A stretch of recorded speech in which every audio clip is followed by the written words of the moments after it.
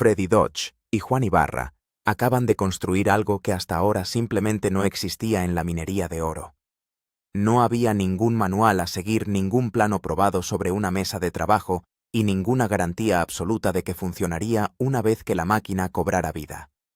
Si los ángulos estuvieran equivocados, aunque fuera por un pequeño margen, todo el sistema fallaría. Y si fracasaba la mina Kumbrick, perdería otra temporada de oro que no podía permitirse perder. Esta no fue una mejora cosmética ni una simple reparación. Este era el tipo de apuesta que los mineros solo hacen cuando la alternativa es una muerte financiera lenta. Cuando lo encendieron, tenía que dividir la tierra paga perfectamente en 3 partes a través de 3 cajas de esclusas separadas, o se convertiría en otra costosa lección enterrada en la tierra. No había un punto medio seguro, no había una segunda oportunidad esperando la próxima semana. Y mientras esa máquina, la primera de su tipo, tomaba forma en Montana, a 4 estados de Arizona, otro experimento estaba empujando los límites en una dirección completamente diferente. Una segunda máquina, una planta de lavado en seco alimentada por energía solar construida con paneles solares usados y un remolque de plataforma, se estaba probando en uno de los días más nublados del año. Sonaba casi demasiado simple para creerlo, reemplazar una factura mensual de combustible de $850 por luz solar. Alguien se quedó allí mirando todos esos paneles y admitió lo que todos estaban pensando. No soy un experto en energía solar, pero aquí hay mucha energía solar. La respuesta llegó con total confianza. Sí, aquí no hay ningún problema. Entonces surgió la idea más amplia. ¿Qué pasaría si el sol pudiera hacer funcionar toda la planta sin más gas, sin más facturas de combustible? Solo energía solar haciendo el trabajo todos los días. Para los mineros acostumbrados a ver cómo cada dólar desaparecía en los tanques de diésel, esa idea parecía casi irreal. Pero cuando ambas máquinas finalmente funcionaron, ambos resultados sorprendieron a todos los que defendían esas afirmaciones. Un sistema tenía como objetivo recuperar más oro del que la mina había podido retener. El otro apuntaba a eliminar uno de los costos recurrentes más dolorosos de la minería en pequeña escala. Juntos, parecían menos mejoras y más una reescritura completa de cómo funciona la supervivencia en la minería de oro. De vuelta en la planta de lavado de Kumbrick, Juan se quedó mirando cómo la suciedad golpeaba la caja de distribución existente, y el problema era imposible de ignorar. El flujo se dividió en 2 direcciones, pero no en partes iguales. Un canal era consistentemente más pesado que el otro, mientras que la tercera caja de esclusa situada más abajo apenas recibió material suficiente para justificar su existencia. Ese desequilibrio no solo era ineficiente, era caro. Con los precios actuales del oro alrededor de $3.300 por onza, perder incluso un cuarto de onza de oro, en una sola ejecución debido a una mala distribución, significó que desaparecieran más de $800 antes de que la planta tuviera siquiera la oportunidad de recuperarlos adecuadamente. Ese no es un pequeño error. Esto significa que el oro se pierde literalmente incluso antes de que comience el proceso de extracción. Durante las últimas 4 semanas de su temporada, ese tipo de pérdida se suma a decenas de miles de dólares que nunca se recuperan. Para un equipo que persigue un objetivo de temporada de 100 onzas y no se acerca a él, esos números son brutales. No estaban fracasando porque el oro no estuviera allí. Estaban fallando porque el sistema estaba perdiendo valor todos los días. La solución parecía simple cuando se decía en voz alta construir un divisor de distribución de 3 vías. Pero en realidad nadie en la historia del rescate minero había intentado uno antes. Ni una sola vez. Había divisores de 2 vías por todas partes, pero la distribución igualitaria de 3 vías a esta escala era algo que nadie había construido, probado o demostrado en el campo. Juan decidió que lo iban a construir de todos modos. De pie junto a él con una antorcha en la mano, estaba Kelly lista para fabricar algo que existía solo como una idea. Juan lo explicó como solo podría hacerlo alguien con años de experiencia en el campo. La mayoría de los divisores que habían construido a lo largo de los años eran increíblemente simples: canalizar el material hacia un punto de estrangulamiento concentrado y luego desplegarlo en 2 caminos iguales. La geometría era predecible, el comportamiento del flujo era familiar, y después de docenas de construcciones en sitios mineros, la división bidireccional era un problema resuelto. Pero este era diferente. Este tenía que ir en 3 direcciones. En el momento en que agrega esa tercera ruta, cada variable cambia a la vez. El volumen de cada cámara debe recalcularse desde cero. Los ángulos de divergencia no se pueden copiar de un diseño antiguo porque lo que funciona para 2 canales no se comporta igual para 3. Peor aún, la resistencia dentro de cada brazo de salida tiene que coincidir perfectamente, no aproximadamente ni lo suficientemente cerca, sino con precisión. La caja de esclusa 1, la caja de esclusa 2 y la caja de esclusa 3 tienen que recibir el mismo peso de material cada minuto que la planta esté en funcionamiento. Si un brazo tira más que los demás, todo el propósito de la máquina colapsa y la mina termina con el mismo problema y con una forma diferente. Si se equivoca en un ángulo, la división volverá a ser desigual. Si se equivoca en el tamaño de la cámara, el material se cargará más en un lado. Si se equivoca en la resistencia al flujo, una esclusa se quedará sin agua mientras que otra se sobrecargará. No existe una versión indulgente de esta máquina. O funciona exactamente bien, o no funciona en absoluto. Kelly se acercó a la mesa de soldadura sin dudarlo. Sabía exactamente lo que significaba construir algo que nadie había construido antes. Lo dijo honestamente, este es siempre el tipo de trabajo más difícil. Puede que se hayan equivocado en las medidas. Quizás se equivoquen en los ángulos. Es posible que no lo sepan hasta que todo esté instalado y ejecutándose por primera vez. Esa es la parte aterradora de la innovación en la minería. No podrás probarlo en teoría para siempre. Con el tiempo, el acero se encuentra con la tierra, el agua choca con el metal, y la realidad decide si tenías razón. Kelly dijo que esperaba que mejorara la producción, pero esperanza y certeza no son lo mismo. Nadie lo sabría hasta que la planta cobrara vida. Luego asintió, tomó la antorcha y Juan comenzó a pedir ángulos, pieza por pieza, soldadura por soldadura. El primer divisor de distribución de 3 vías, en la historia del rescate minero, tomó forma en acero pesado, en un reclamo de Montana, donde el objetivo eran 100 onzas, y el reloj se negaba a dejar de correr. Este no fue un proyecto de taller, escondido de la presión. Se estaba construyendo dentro de una temporada que ya se estaba acabando. La mañana de instalación en la mina Combrick generó el tipo de tensión que solo los mineros entienden. Juan y Kelly levantaron la vieja compuerta del trommel usando argollas de elevación soldadas que habían fabricado esa misma mañana solo para la mudanza. Esos puntos de conexión adicionales no eran opcionales, protegían la estructura del trommel del daño por torsión durante el movimiento, porque un mal levantamiento podría crear un desastre completamente nuevo. El viejo paracaídas finalmente salió del marco. La nueva caja de distribución de 3 vías entró en su lugar.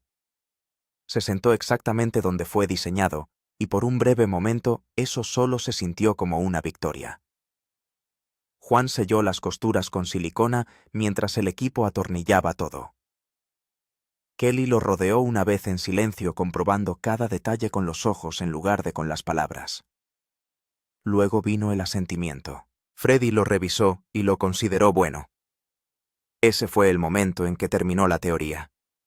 El primer cubo de tierra cayó en la tolva. El trommel empezó a alimentar el conducto. El agua llegó a la caja de distribución de inmediato, pero en lugar de un flujo controlado, llegó como un fuerte desbordamiento que explotó sobre el borde superior del conducto. Eso fue peligroso. No desordenado, peligroso.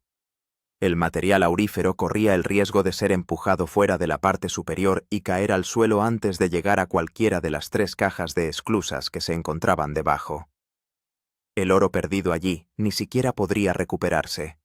Sería un fallo en los primeros segundos de funcionamiento. Juan ya había esperado esta posibilidad. Había diseñado una tapa superior para el conducto antes del día de la instalación, pero no había tenido tiempo suficiente para fabricarla correctamente antes de la prueba. Entonces Freddy hizo lo que siempre hacen los mineros cuando la realidad avanza más rápido que la preparación improvisó. Un trozo de madera, Una abrazadera. Menos de 90 segundos. Freddy forzó una tapa temporal en el punto de desbordamiento, lo que obligó a que el agua regresara al cuerpo del conducto y aumentó la presión a través de los 3 canales de salida. No fue elegante, no fue bonito.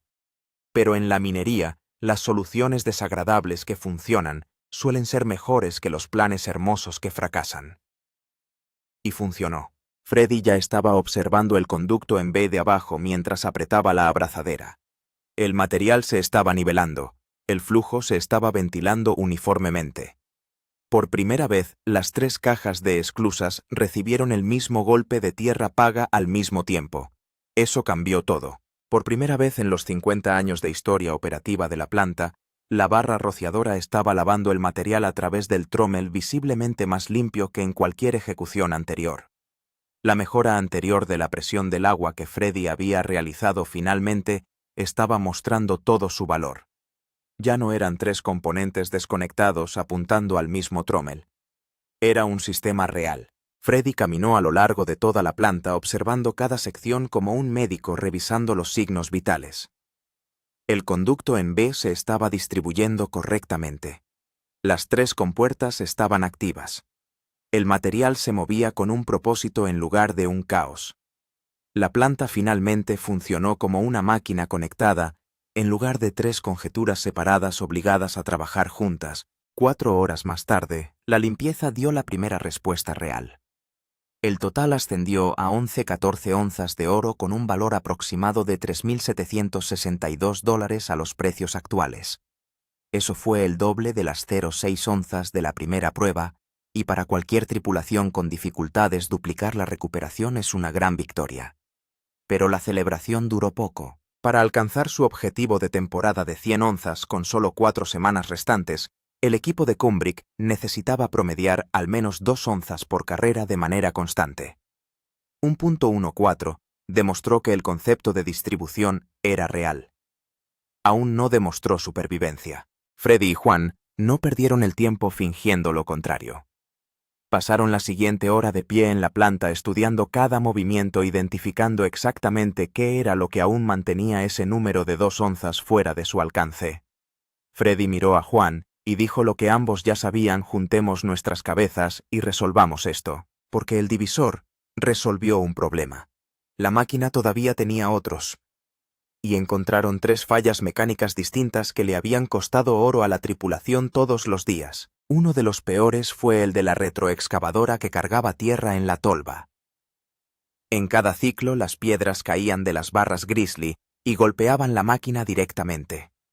Cada golpe parecía pequeño en el momento, pero repetido durante días y semanas, estaba generando daños que nadie en el equipo de Kubrick tenía el tiempo o el dinero para detener a mitad de temporada. En una operación de corta temporada que ya lucha por sobrevivir, una retroexcavadora rota no es un inconveniente, es un cierre. Esto significa que no habrá carga, ni tierra abonada, ni planta de lavado, y ninguna posibilidad de alcanzar las 100 onzas. En la minería a veces la diferencia entre el éxito y el fracaso no se esconde bajo tierra.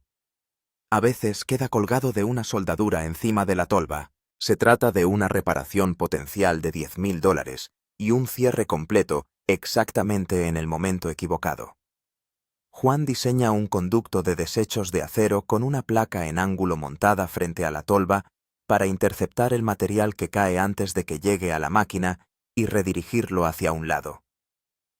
Corta las piezas en la mesa de plasma y suelda el conjunto en el remolque de corte en una sola mañana. La criba vibratoria es el mayor problema. No vibra con suficiente fuerza y el resultado es que las rocas se acumulan en las aberturas de la criba, mientras que los finos que contienen oro se acumulan detrás de ellas sin ningún lugar a donde ir. La planta se ralentiza. La producción cae. Freddy agrega placas de contrapeso de acero al vibrador excéntrico existente debajo de la criba. Más masa de contrapeso crea un desequilibrio rotacional más violento, un lanzamiento más duro tanto en la carrera ascendente como en la descendente. Luego suelda 2 cadenas pesadas directamente encima de la malla, cada cadena recorre todo el ancho de la pantalla.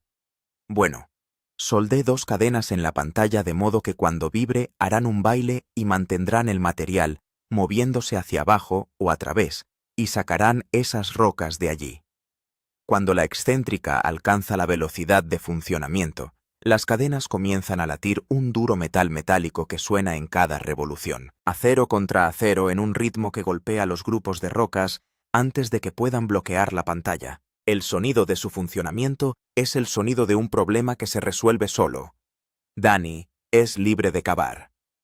La reconstrucción de la esclusa tiene una longitud total de 18 pies con esteras nuevas y un sistema de rifle húngaro rediseñado. Freddy suelda barras en 3 intervalos distintos, aproximadamente 1 y 5 pulgadas de espacio en la sección superior, 2 pulgadas en el medio y 2 y 5 pulgadas en la parte inferior.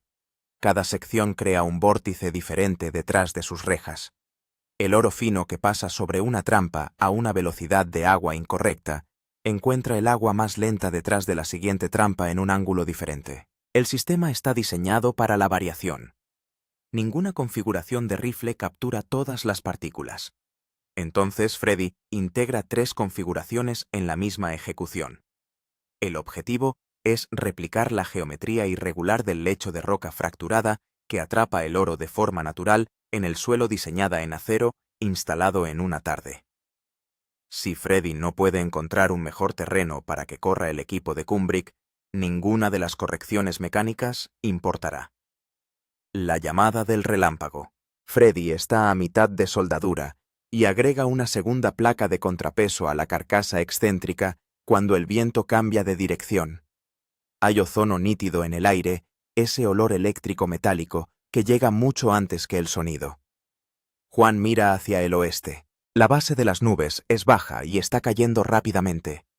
El intervalo entre el destello visible y el sonido ya es de menos de 5 segundos. Juan mira hacia el oeste y dice que está a menos de 5 millas de distancia acercándose rápidamente. El reclamo es terreno abierto. La planta es de acero. El remolque cortado es de acero. Las herramientas en manos de Freddy son de acero. Todo en lo que estamos trabajando es todo acero. Siempre es un problema cuando empezamos a encontrarnos con un clima como este. Será difícil terminar esta construcción, Freddy, debido a los rayos. Los rayos no distinguen entre conductores intencionados y no intencionados. La llamada está hecha. Retírese ahora. Freddy no discute. Ha visto lo que les cuesta a estos mineros un cierre tardío de temporada, y abandonar el reclamo durante unas horas es la única versión de esto en la que todos regresan mañana. Cubren con lona el trabajo, cortan la electricidad y se retiran. La modificación del contrapeso permanece a medio terminar al aire libre durante la noche. A la mañana siguiente, Freddy y Juan regresan al reclamo con las primeras luces del día para continuar donde se detuvieron. Tiempo perdido. Mediodía. Trabajo que permanece sin cambios. Nick y el sueño solar. En la mina. Ballard, en el desierto de Arizona. Nick Ballard expone la situación claramente. Tiene 30 onzas. Necesita 170 más antes de que termine la temporada. Sin llegar a las 200 onzas en total, la operación quiebra. Tiene 30 onzas. Necesita 170 más. A la temporada le quedan semanas y cada una de ellas cuenta. Cada semana sin alcanzar su número, Nick vende su frasco de colección para cubrir las facturas del hogar. Facturas para 5 personas. Su esposa Mikey, sus 2 hijos y la hija que tuvieron hace 6 meses dependen de lo que produce esta mina. Nick ha estado trabajando para lograr esto durante 12 años. Lo perdió todo en 2008 y 2009. Ahorros, estabilidad, tiempo con sus hijos. Su hija Grace tuvo que irse a vivir con sus abuelos a Florida, mientras Nick trepaba solo a las montañas y empezaba a dragar ríos para sobrevivir. Encontró buen terreno, encontró oro, construyó un ritmo según las estaciones. Luego, el agua en todos los lugares donde trabajó comenzó a desaparecer un sitio de dragado, a la vez temporada tras temporada, arroyo tras arroyo, hasta que no quedó nada. Él giró por completo. Llegó al desierto de Arizona, hizo este reclamo e invirtió todo lo que le quedaba cada dólar de los ahorros de su vida en la propiedad y el equipo que se encontraba en ella. Su hija Grace Salió a ver el terreno después de que él lo reclamó y le dijo que iba a explotar.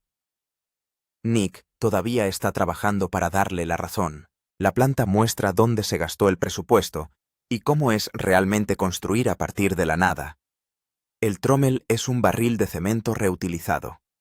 El accionamiento es un motor que presiona dos neumáticos de goma contra el exterior del tambor, un sistema de fricción que funciona solo cuando el peso del cañón coopera y los neumáticos mantienen el contacto. Con Danny ayudando manualmente a la rotación del tambor en las cargas pesadas, logran recorrer aproximadamente 5 yardas por hora a través de la planta. Sin las manos de Danny en el cañón, el tambor se desacelera y se detiene por completo. Nick está quemando a un hombre en cada carrera cada hora solo para mantener el cañón girando a la velocidad mínima viable. Hacer funcionar la planta cuesta $850 al mes en diésel. Para una operación que actualmente recupera 0,2 gramos por ejecución, con un valor aproximado de $21 al precio actual del oro, la factura mensual de combustible es más de lo que la operación gana en una mala semana. Freddy observa la prueba de 4 horas. Camina a lo largo de toda la propiedad. Se detiene en los paneles solares al lado de la casa de Nick. Un conjunto de paneles usados casi nuevos que se encuentran afuera porque Nick utilizó energía solar total en su casa hace más de un año y tiene almacenamiento adicional que nunca necesitó usar en el sitio minero de la propiedad. Freddy hace los cálculos en voz alta. La planta gasta más en diésel de lo que gana en una mala semana. Los paneles solares que se encuentran sin usar junto a la casa de Nick son la respuesta.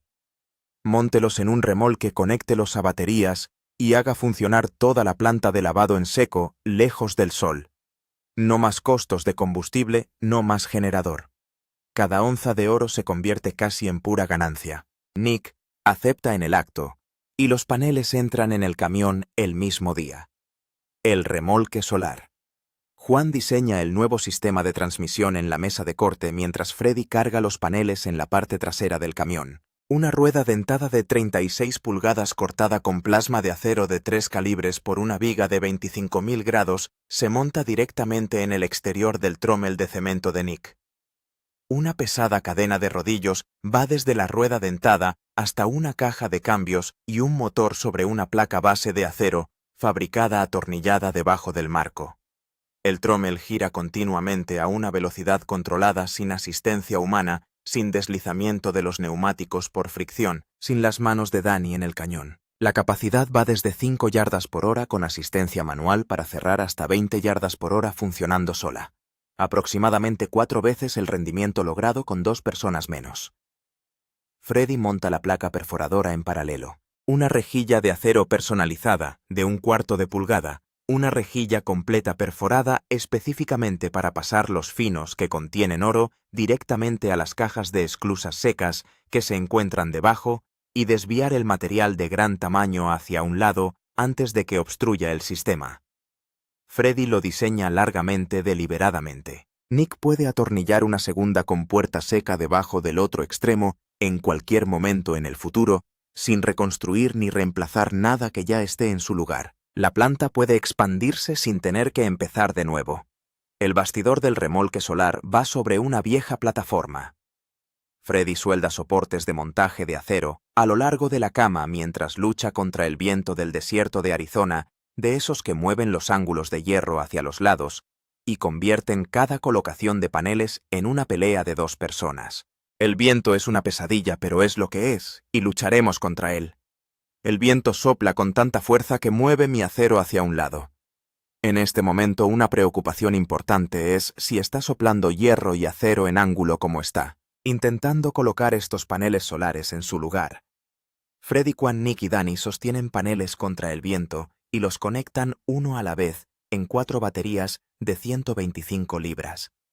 4 paneles de 400 vatios cada uno, 1.600 vatios de capacidad de generación, alimentan el banco de baterías desde un remolque que rueda sobre sus propias ruedas y se estaciona en cualquier lugar del reclamo en menos de 10 minutos.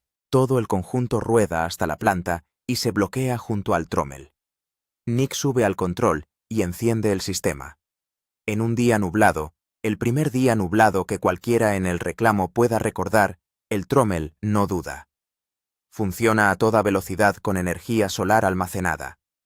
No hay diésel ni ruido del generador, ni sonido del motor en ninguna parte del reclamo. Correr en un día nublado no es un resultado afortunado, es una prueba de concepto. Si el sistema maneja condiciones de poca luz, maneja todo lo que Arizona le depare el resto de la temporada. La prueba de 4 horas recupera 0,7 gramos de oro. Antes de que llegaran Freddy y Juan, la mejor carrera de Nick, produjo 0,2 gramos. A aproximadamente $106 por gramo, eso es un salto de aproximadamente $21 por ejecución a $74 por ejecución. Costo de diésel para la prueba 0. Por cada ejecución, a partir de este momento 0. Los $850 mensuales que se quemaban. A través del generador de Nick, permanece en la operación. Nick levanta la estera de la esclusa seca durante la limpieza. Se queda allí un momento mirando lo que hay en la caja. Doble o nada. El oro es visible en cada caja, ni en una ni en dos. Las 3 cajas de esclusas de la mina de Cambric llegan cargadas al mismo tiempo porque el divisor de 3 vías las alimenta por igual, y ninguna máquina en esta planta había hecho eso antes. La tripulación lo mira fijamente. Nadie dice nada por un momento. Nunca han visto oro en las 3 cajas simultáneamente ni una sola vez en la historia de esta operación. Alguien lo llama Navidad. Juan levanta cada tapete uno a la vez, y el equipo se agolpa para mirar. Oro en la primera casilla, oro en la segunda casilla, oro en la tercera casilla. 3 cajas separadas, 3 salidas separadas. Una máquina que no existía hace una semana. La segunda prueba ha impulsado 25 yardas por hora a través de la planta, el doble de la velocidad de la primera prueba, casi el triple de lo que la planta manejaba antes de que llegaran Freddy y Juan. Las cadenas golpean la criba vibratoria en cada ciclo, sin que nadie sostenga un rastrillo. La esclusa de 18 pies corre completamente cargada con el sistema de rifle húngaro de 3 etapas distribuyendo el flujo entre las 3 cajas. El conducto de desechos mantiene la retroexcavadora despejada. La barra rociadora lava el material a través del Trommel visiblemente más limpio en cada etapa. Cada solución contribuye al mismo tiempo, y el resultado es una planta que funciona como un sistema integrado por lo que puede ser la primera vez en sus 50 años de vida operativa. Antes de esta carrera, Freddy y Juan hicieron una apuesta: duplicar la recuperación de la primera prueba o trabajarán gratis.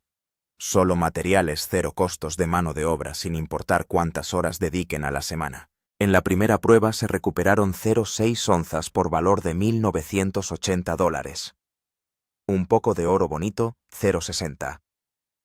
Para ganar la apuesta hoy necesitan 1-2 onzas en la báscula. La limpieza va a la sartén. La escala sube más allá de 0,6, más allá de 0,8, más allá de 1,0. Se detiene en 1,18 onzas por valor de $3,894, 2 décimas de onza menos. Esa brecha de $660 les cuesta la apuesta a Freddy y Juan. No cobran nada por su trabajo. El divisor de distribución de 3 vías diseñado desde los primeros principios, fabricado en el campo, sin ninguna referencia previa en la historia del rescate minero, instalado en una planta de lavado de 50 años de antigüedad, que nunca antes había ejecutado una división de 3 vías, casi duplicó la recuperación de oro de esta planta en solo su segunda producción. En la primera ejecución se demostró que la distribución era equitativa en 3 cajas de esclusas. En el segundo, demostró que puede mantener esa distribución a 25 yardas por hora con todos los demás sistemas fijos funcionando en paralelo. Oro en cada caja. Esa es la máquina. Eso es lo que hizo. Freddy y Juan cargan sus herramientas en el camión de corte en la mina de Cambric mientras el sol se pone detrás de la línea de árboles. Detrás de ellos en la planta hay 3 cajas de esclusas limpias con las esteras levantadas y los rifles enjuagados. El oro ya fue pesado y registrado en la balanza. La báscula marcaba una 18 onzas, el primer divisor de distribución de 3 vías jamás construido para rescate minero. History realizó 2 pruebas de producción completa, mantuvo la presión en ambas, distribuyó uniformemente entre las 3 salidas y puso oro en cada caja simultáneamente. Nadie había hecho eso antes. Ahora, alguien lo ha hecho. A 4 estados de Arizona, la planta de lavado en seco alimentada por energía solar de Nick Ballard está completamente cargada y lista para funcionar mañana. Trommel bloqueado, placa perforada en su lugar, baterías a plena capacidad, no se requiere diésel, no hay factura de combustible mensual de $850 esperando al final de la temporada. Deje un comentario a continuación. ¿Qué máquina te sorprendió más, el divisor de 3 vías o el remolque solar? Suscríbete y carga el siguiente vídeo ahora.